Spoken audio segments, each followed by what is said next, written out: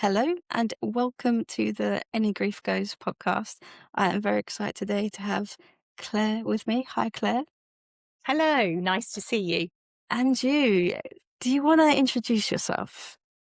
Yes, so I am Clare Clarke. I am a counsellor. I work in private practice now. Um, I also worked in a hospice as a counsellor.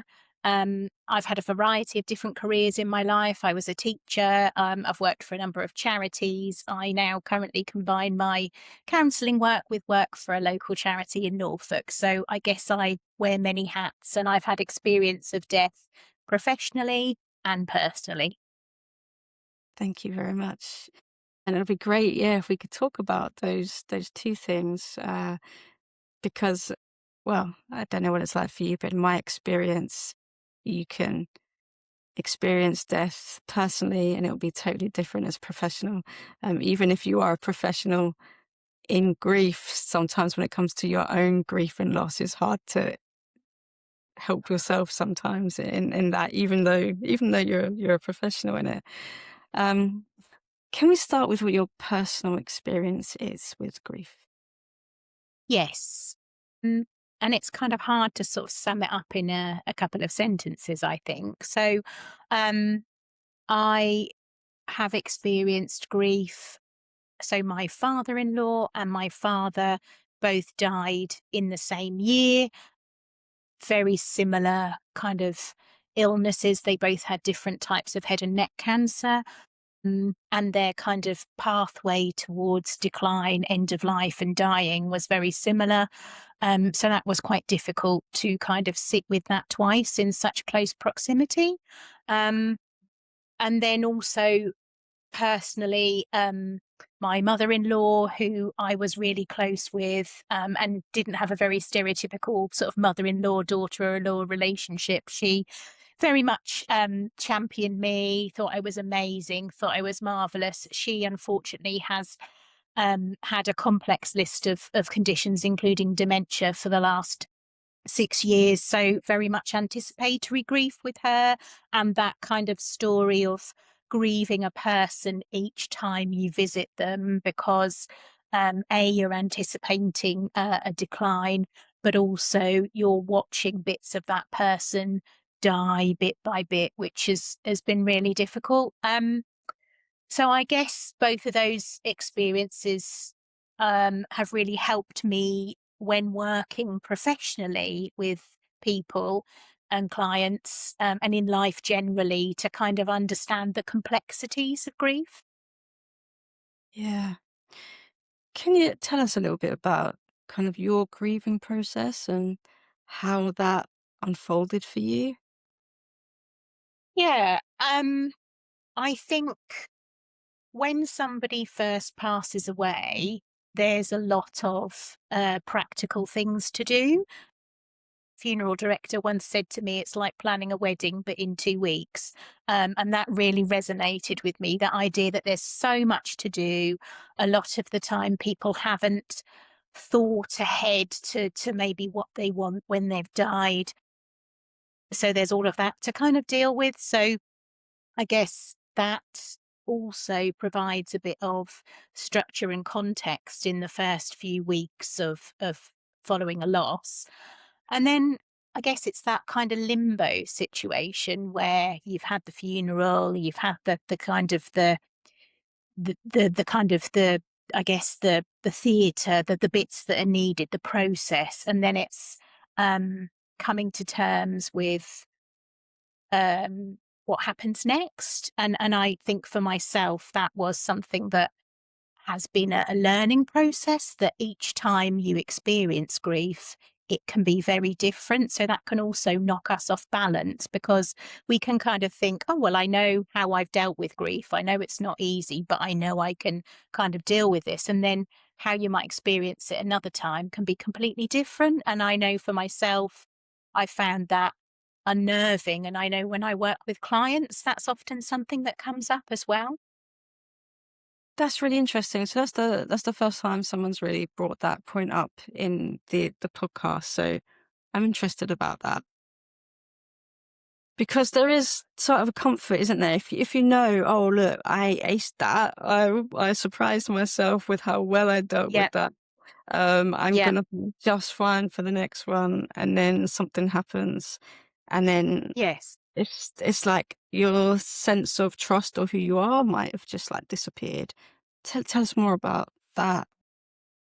Yeah, I think that's a really good sort of summing up of it, and it's interesting that that's not come up in your podcast because I find, particularly when I'm working with people around loss and bereavement, that's a conversation that comes to the fore quite a lot. I've had clients say, "Oh, I've experienced loss before, I've experienced death before. I know kind of how I react to it." And that's maybe part of the reason then why they struggle so much when another bereavement comes along and they're not reacting in the same way that they did before. They're not reacting in ways that they anticipated or expected. When I worked in the hospice, we had a piece of artwork on the wall which really resonated with me. And again, it's something I reference a lot. And it was a picture of an ocean, and it said grief is like the sea; it comes in waves. And I think a lot of the time it's that unexpectedness that really gets us. So if there's an anniversary coming up, a birthday anniversary or an anniversary of someone passing, or something significant like Christmas, we can dread it, particularly when we've had a loss, but we can almost anticipate it. So, kind of have something in place to kind of get through it. But it's those unexpected things that catch us off guard. If we hear a song in the supermarket that reminds us of that person, if we see someone walking down the street who maybe looks a bit similar to that person, or if we go to text or send a message to that person and then we suddenly remember they're not here, and that kind of feels like it knocks the feet from under us because, like you said, we can't trust ourselves. So in a time where everything feels a bit like shifting sand, that not being able to kind of have that certainty of this is how I grieve, I get really upset, I cry a lot, or this is how I grieve, I keep busy, I have tasks to do, or this is how I grieve, I go into myself and then I'll talk to somebody. If we can't kind of hang our hat on that, that can make a difficult time harder to deal with, because it's that element of I've lost those certainties and I'm already in a time of uncertainty. Mm. Yes, and I guess the work then becomes if I can't necessarily predict or trust the response, how do you then try and work with yourself to trust that you will be able to cope with whatever that response is and however it shows up? Yes. Yes. And equally, if you've had a loss at an earlier age. So quite often with clients, and I know this with myself, you know, when grandparents pass away, it's not that you're not sad about that, but there's usually an element of they've lived a long life. You're kind of expecting that that will happen. You're maybe younger, so it hits in a different way. But if there's an unexpected loss, or a loss of a younger person, or a loss maybe in particularly sort of upsetting or tragic or sudden circumstances, that really derails people because there isn't a chance to prepare ourselves, I guess, even though that preparation might not come to fruition because we might prepare ourselves to grieve in a different way and then we grieve in a different way to what we've expected. At least we know that some grieving is coming. Whereas if it is totally out of the blue, we're having to try and manage that alongside everything else. Mm. What's the difference then? Like in your work or personally, what would you say was the difference between trying to prep for it, trying to prep for whatever comes, and then coping with something that's sudden? How would you go about managing both of those things?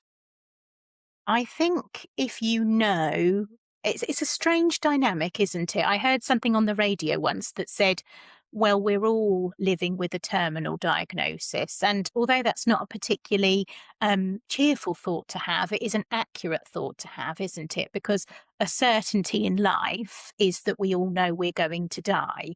Memento mori. Societally, although societally that's not something that a lot of people want to embrace or think about, that is a fact.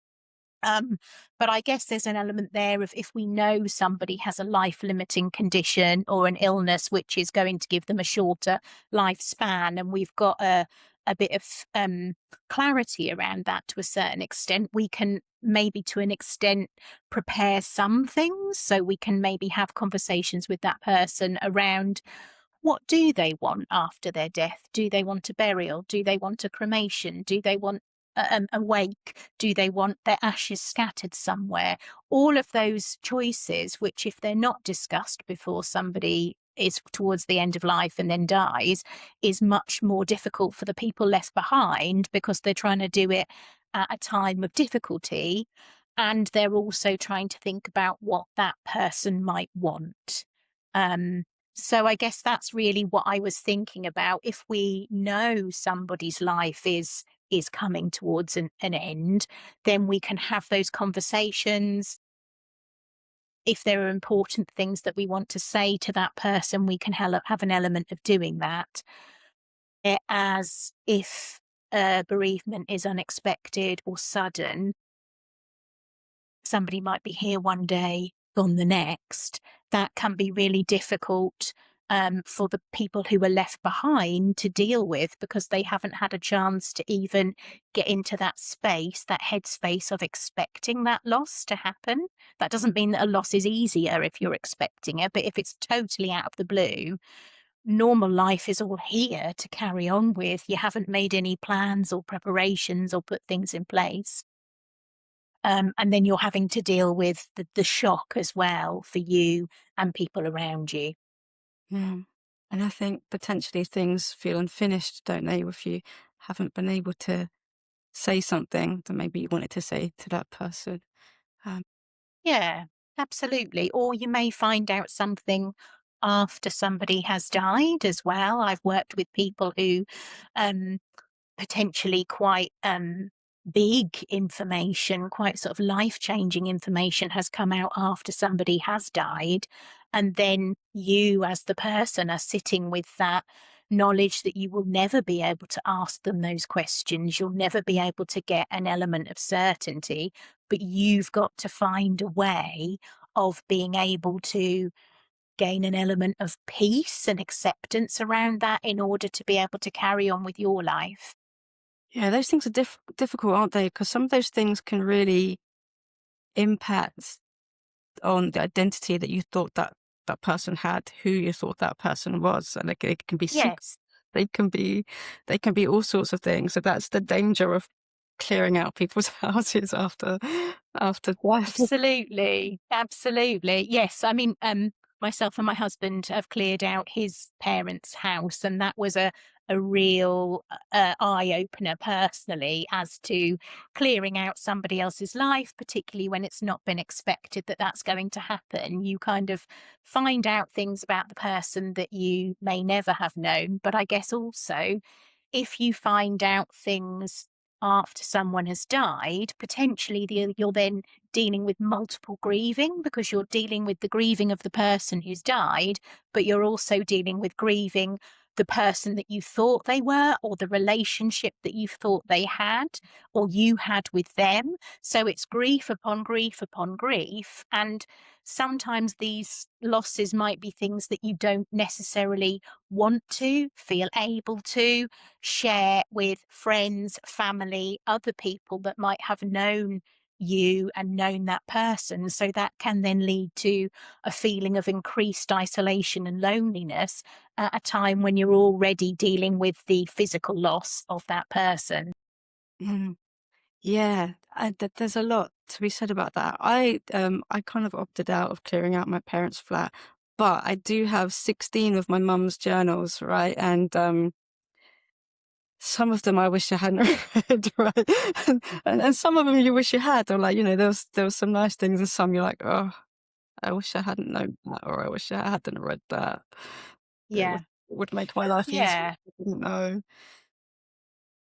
Yeah, there are some, I think that it can almost be like a Pandora's box, can't it? Of sometimes you're dealing with things after somebody has passed away, and even if it's not something shocking or something sort of which might dramatically change your view of somebody.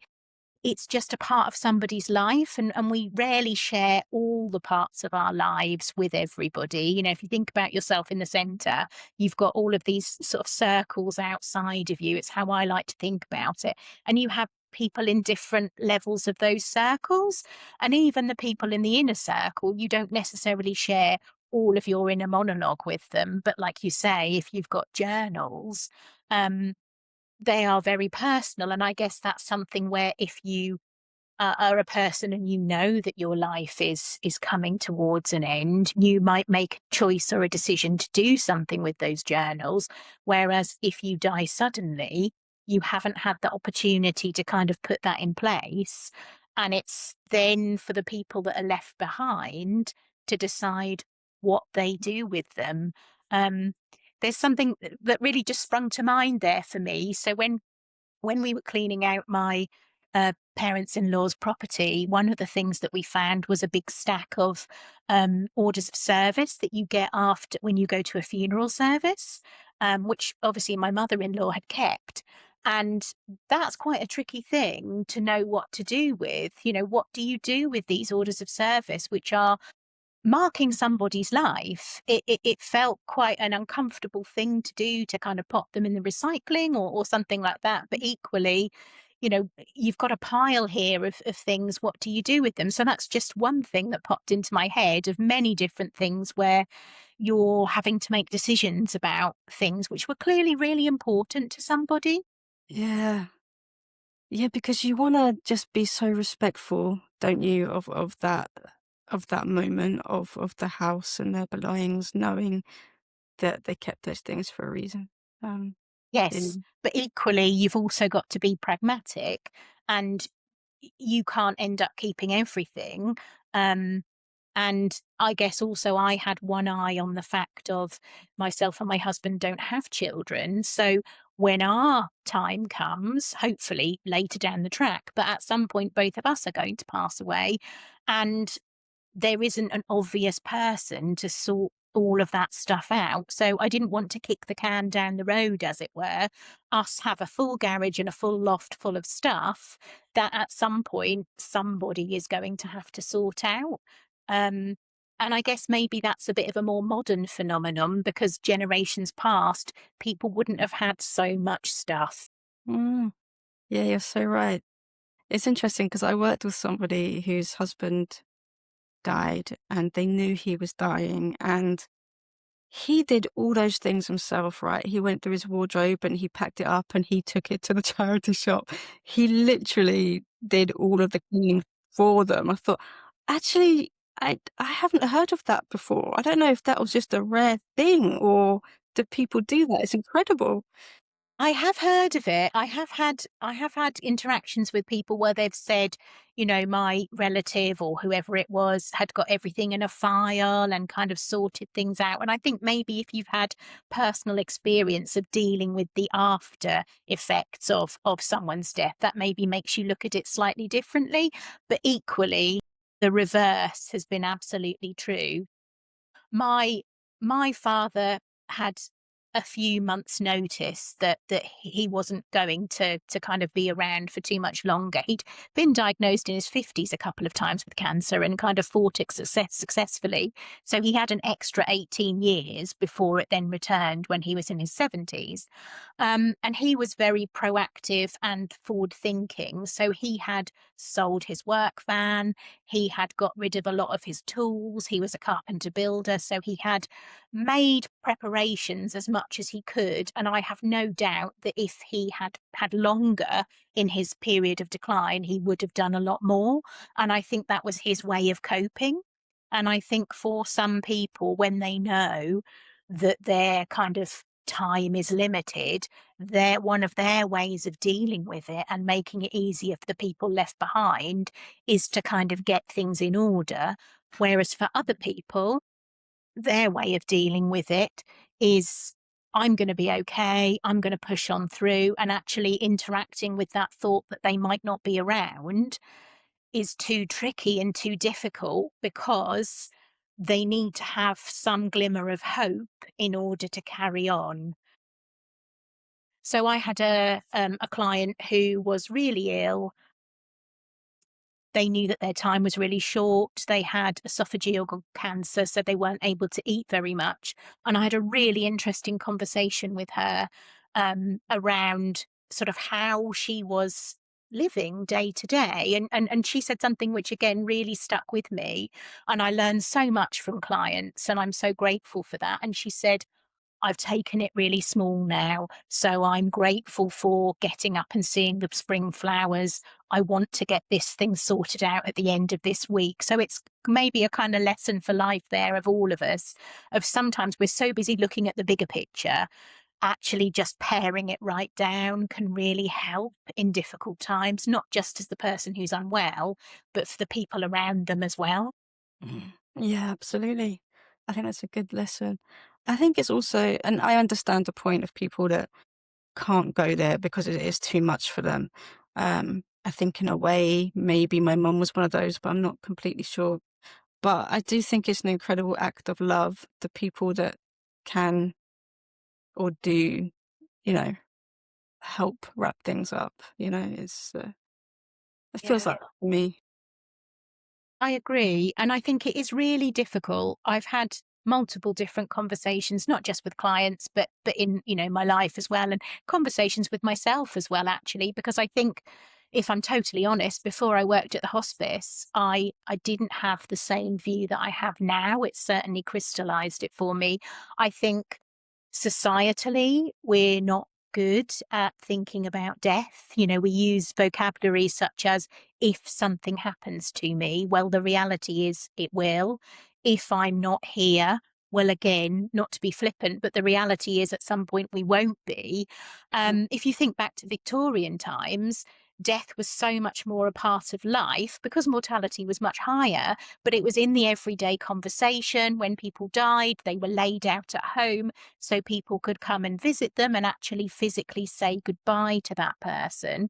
So we as a society shy away from it. And if we think about um, later life, I think most of us assume that we're going to live a long life and be in good health until some indeterminate age. And hopefully that will be the case. But the reality is there are people dying in their teens, in their 20s, in their 30s, in their 40s, and so on. And there are also people living with really debilitating life limiting conditions. So I guess for me now, I try and hold both of those more in my mind, in that I don't want to live every day thinking, well, I'm going to die.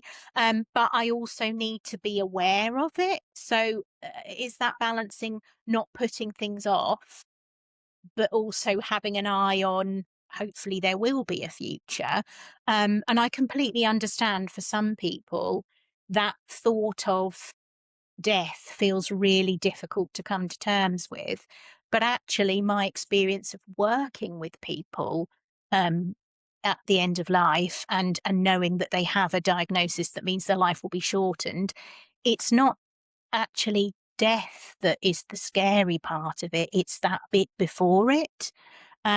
So I guess if we can become a bit more familiar and comfortable with talking about it and bringing it into the everyday vocabulary, it helps to give a focus on really enjoying life when we can, as much as we can, but having an awareness that it's not infinite.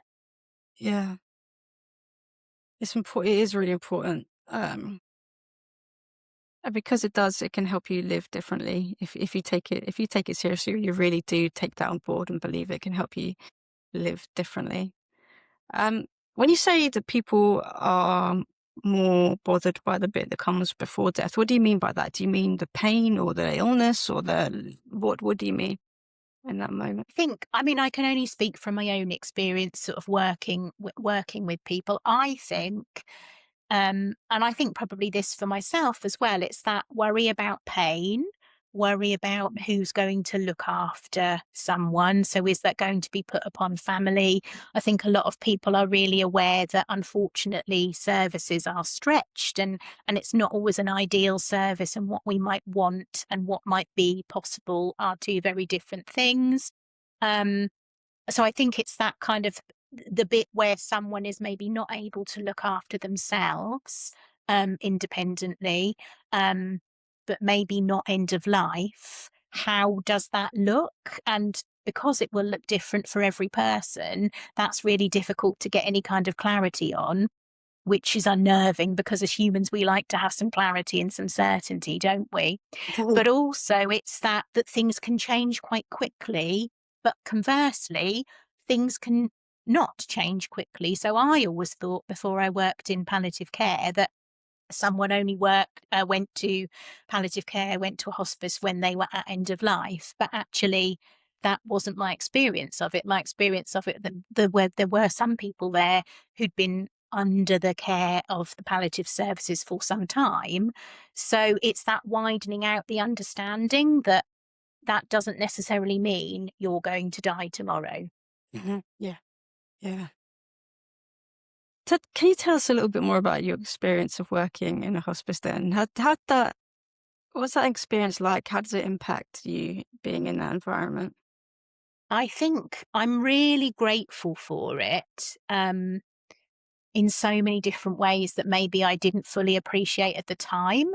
So after qualifying as a counsellor, I was working in the NHS with children and young people when I was doing my counselling qualifications at the same time. And I loved that role, but it wasn't a counselling role. And I really wanted to get some eh, paid experience as a counsellor, if I'm totally honest. I'd had some brilliant voluntary placements, but I also needed to pay the bills. So when the job at the hospice came up, it sounds really naive to say it now, but I don't think I really thought through what it would be like working around bereavement, loss, illness, caring on a daily basis. I only worked there for a short period of time. I worked there for just under a year because other opportunities came up. I wanted to go into private practice and kind of expand that for me. But I always say to people, I felt like I had 5 years worth of experience in 1 year.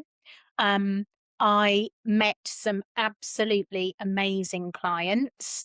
I also worked with some clients in their homes. So, as a service, we offered home visits to people who weren't well enough to come in, or if they were caring for someone and they needed to stay there. I'd done home visits before in my NHS role, but it was a very different prospect going into the house of somebody who was quite seriously unwell. Um, I felt I formed real relationships with clients. It was heavy work, I would say. And that's one reason why I wanted to diversify into private practice. I still do a lot of bereavement and work with chronically ill people, but it's not my entire client work now. Um, I also worked with people, with clients through the process of caring for someone, that person dying, and then being a bereaved client, which was really interesting uh, to go through with somebody. Um, and I think it gave me I think I had before a real knowledge of get out there and do things. You know, we all say these things, but life is short, tomorrow isn't guaranteed. But I reminded myself I had a couple of clients that did pass away during my work with them, which was really sad. And when I walked out of the hospice, it was a really helpful reminder for me to say to myself, the first thing for you to be grateful for is that you get the chance to walk out from here. I'm a really big advocate for noting down positives. I've now noted down positives for more than 5 years. I started in a Kilner jar in 2020, noting down positives on a post-it note. I'd heard it on the radio. Never thought I was going to be writing down got toilet rolls as a positive of that year. It's a real moment in time. And then I've had a little 5 year diary that I've now completed, and I'm on my second one. And so, even on the hardest days, so on days where people have died or days where things have gone really badly wrong, I can always find 2 or 3 positives to write down. Even if those positives sometimes are survived the day, got up, got dressed. Other days they're amazing. You know, other days they might be been on a podcast, hung out the washing to dry, or, you know, it varies. But I do think there's something really important in recognizing those little moments, which has really helped me. And I think particularly when working around some sadness, that was really important. But equally, to also acknowledge within those sessions, there was laughter, there were light moments. I really appreciated when bereaved clients brought videos or photos or tales about the people that they'd lost. And I think for them, it felt really important as part of that enduring relationship with somebody to actually have the opportunity to speak about them. So many times clients said, it's so beneficial to come and have this space where I can speak about that person. And if I cry, that's okay because, I was there in a therapeutic context. Sometimes I would really feel that emotion, but they weren't having to kind of worry about me in that space that could be for them. And I think often what I hear and what I know is when someone has died, people don't want to bring up that person with the person who's been bereaved because they don't want to upset them.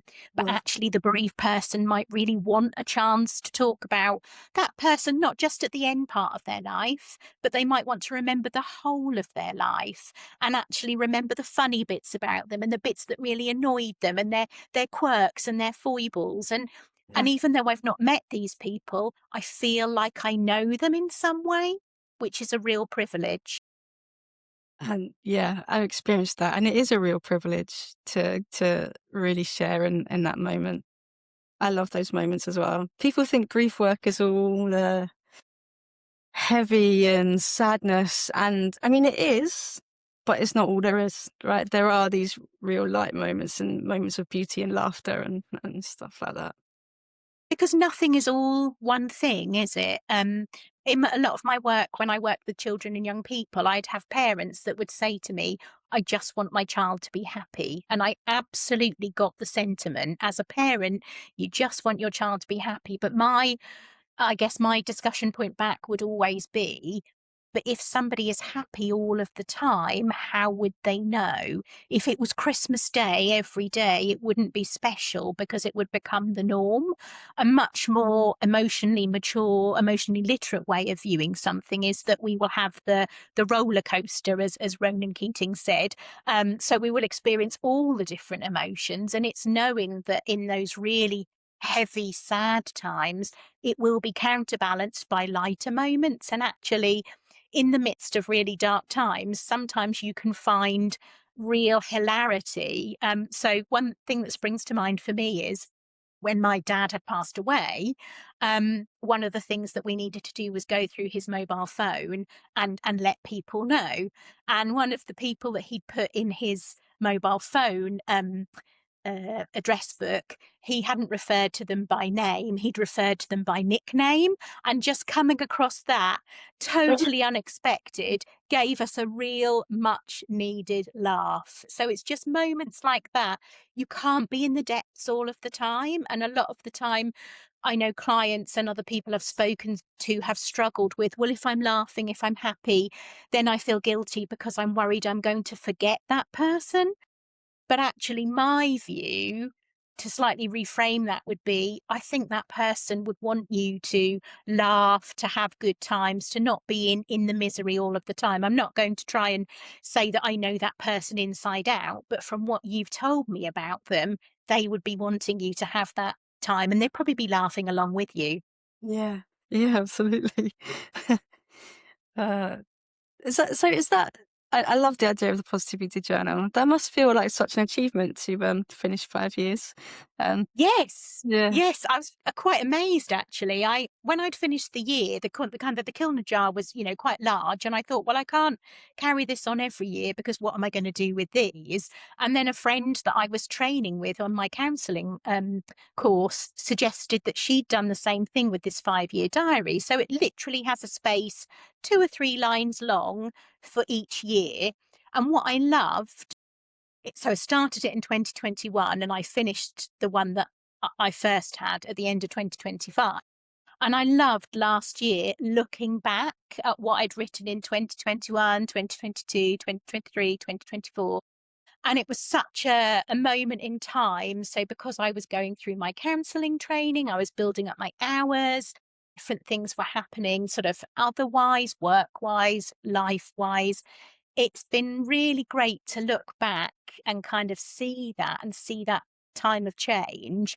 And there is an argument that actually it helps with our kind of neural pathways because our brains are negatively biased. So if I tell you 10 positive things and one negative, you go away remembering the negative. So actually, anything we can do to get those habits of kind of not toxic positivity, but maybe having a bit of a balance to a rough time can be really helpful. Yeah. Um, are there other ways that you look after yourself when you're doing this kind of grief work and heavy work? Yes. So I try and get outside every day, which at this time of year is much easier to do, less easy to do when it's November, it's cold, it's miserable. But I try and do that every day because I really do find having a walk, having some fresh air helpful. Sometimes I listen to a podcast, sometimes I'm just with my own thoughts. Um, I think working at home during lockdown unexpectedly really helped me to be really boundaried around things. So once I shut my laptop down, I put all of my work stuff away. I don't leave anything out. And it's like as I pack it away, I'm packing away the day.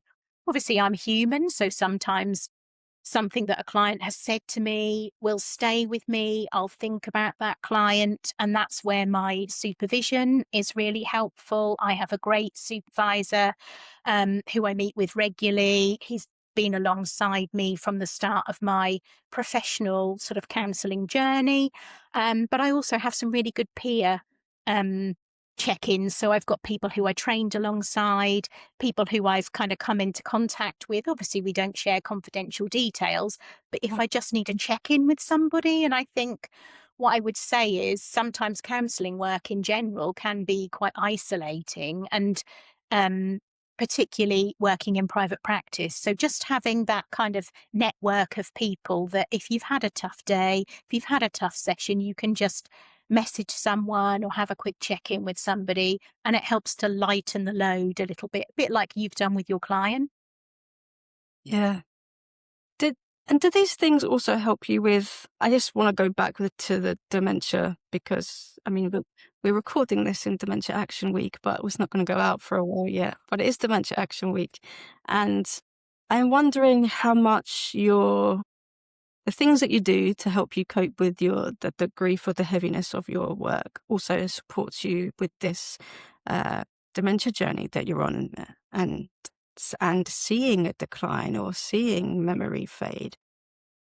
Yeah, I think that's a really good correlation actually, because I guess what has really struck me is so with my father and my father-in-law, both their declines and deaths were quite quick, whereas with my mother-in-law, it's now more than 5 years since she was diagnosed, and the decline has been very much more um, spread out, and when we don't know how how long it will be. I think those things are really important. I think journaling, getting out in nature, all the things that we know are good for us, connecting with other people. I must mention my cat Poppy as well. If not, she'll be very cross.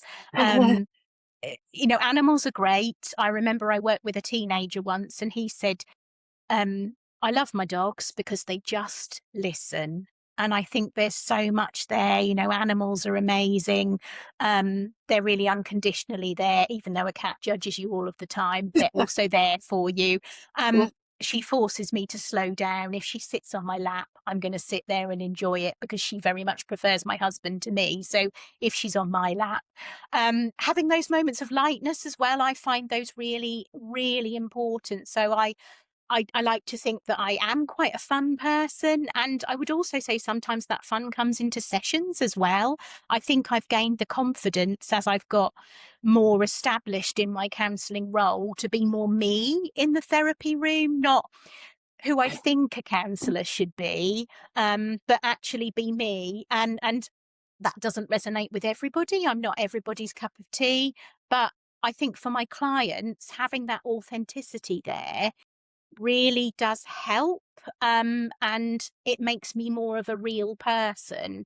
Um, Obviously within boundaries, keeping the professional and ethical boundaries in mind, but I think I took a steer very much from my own counsellor, who I feel I have a really good therapeutic connection with, but I also know that she's a real person, and I think so often in a therapeutic context, we can kind of feel that someone is this mythical, professional sort of person who sort of floats along and never has any issues, problems, whereas actually we're all human. So, if I make a scheduling mistake, let's just say, which doesn't happen very often, but I am human, I will own it. And I think for my clients, there's a realness there, and a lot of Yeah. working with client work, not just around bereavement and illness, but in general, these are situations that are messy, and we don't always act in a perfect way, but we act in a way that's real. So I think I'm kind of modeling that realness in some way. I think that's really important because there's a lot of like they call them blank slate therapists, don't they? Um, and you don't get much from them. And I don't know from research I've read about therapy is that it's not necessarily the modality of the therapist. It is actually your rapport and connection with the therapist that actually supports the process much better than anything else. So I think it's Think. really important.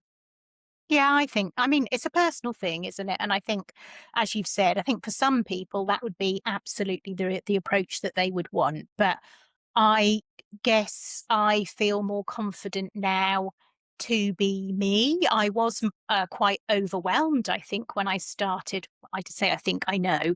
I was overwhelmed when I started working at the hospice in particular, and felt I needed to be a certain way to work with these really serious issues of bereavement and illness, and caring for somebody. And don't get me wrong, they absolutely are really serious issues, but these are people that are not wanting to be just defined by an illness, by a condition, by a caring role. These are people that are multi-layered, and have lots of different parts of themselves. And sometimes the therapeutic space can be a chance to step outside of that identity, and kind of work with a different part of our identity, and maybe one that hasn't come out for a while, or that they didn't even know was there. Sometimes there can be a real freedom when somebody knows that their time left is really limited. A kind of, sort of effort mentality, so to speak. So I was keeping it clean, as I'm conscious we're being recorded. I guess it also, something that I really noticed, particularly when working at the hospice, but it's carried through into my private work, is sometimes in the right context, calling something for what it is and actually naming it with a swear word was really freeing. And obviously that, again, that won't work for every kind of client, but not sugarcoating it, actually calling it as in, this is XYZ. And the number of times a client would, you'd see the shoulders drop and they'd go, yes, it absolutely is. I had a client once who was terminally ill, and there wasn't really any treatment options left for her. And she was really frustrated in a session, which I got, that she felt when she was telling people she was having to provide a bit of a silver lining and say, there aren't any options left for me, but I fought a good fight, or um, my time is limited, but, and actually we talked about taking that back to the person, and actually saying to them, look, I'm going to tell you some information. I don't need you to provide a silver lining. It's going to potentially be quite tricky, but all I need from you is to listen to it. So I think there's something there about, as humans, we want to help people, we want to fix, we want to provide a solution. A lot of counselling work is learning with how to sit, that we can't with a lot of those things, particularly with death and illness. Sometimes people don't need, but at least they just need, that is pretty rubbish, but insert a stronger word. Yeah, absolutely. I don't know about you, but I'm going to mention it here anyway because I really, really hate it. I cannot bear language like that. Oh, but I fought because it's almost like the dying person is already dying, and now language like that is almost like blaming them for not trying hard enough or for for losing or. And Yeah. actually, you're right. We don't need any of that language to strip it back. We are going to die. Something is going to kill us. it's not about fighting, it's not about losing a battle, it's not about any of that. It's just this is life. This is unfortunately a sad part of life. We don't need to add all that kind of stuff. I don't know how you feel about that.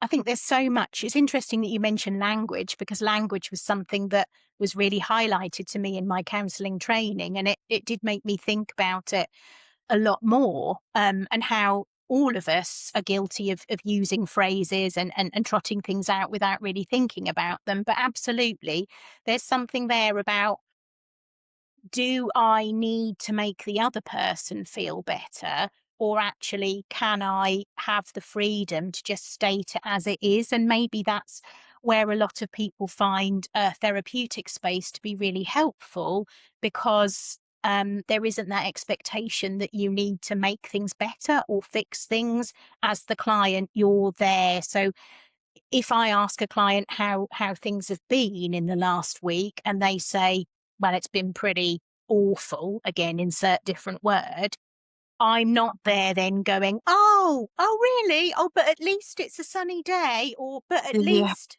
there's something really about that, but at least. Mhm. Um, Actually, it's hearing what that person's saying, and they're saying, actually, it's been difficult. They're not saying it's always been difficult, it's always going to be difficult, but there's something about honoring that experience and not trying to make it better because it makes us feel more comfortable. I'm not Yes. going to lie to you. Sometimes in sessions with clients, I could notice and can notice that I really want to be able to say something to make things better, Mhm. but actually, that's not what that client needs. Yeah. And there's a lot of power in that, I think, because especially when you go into that kind of work, you're doing it because you want to sit with people in their hardest times. You do want to ease it. That is something that you want to do, and it's general human nature as well. But there's Yeah. something powerful in resisting that, and there's Yes. something much more powerful in just being present Yes. with what is. Yes. Yeah. Yeah, and it sounds so simple, doesn't it? But it's so hard to do. Sometimes just being there, just listening, just hearing what's going on, just allowing someone that space to take off all of those other hats just for a bit of time, and just sit with whatever version of them needs to come to the surface that day, be it crying, be it angry, be it quiet, be it um up uplifting and light-hearted, and that might be different every time. So I guess, as well as the grieving journey being different every time, how we show up and how a client shows up might be different each time. So it's very hard to avoid falling into the trap of thinking, oh, I know what this client is going to be like. They're going to turn up like this. But actually, I've been caught out like that multiple times, because Yeah. we're not always the same, are we? You know, we might have had a really great start to the day, which colours our thinking, or we might have had a particularly rubbish start to the day, which also colours how we show up in a session. So for me, I'm learning all of the time, and I think every time maybe I slip into a feeling of, oh, I've got this licked, that's when something will come along just to remind me that I'm not the expert in everything and I'm constantly learning. Yeah, absolutely. Okay, we're gonna have to close.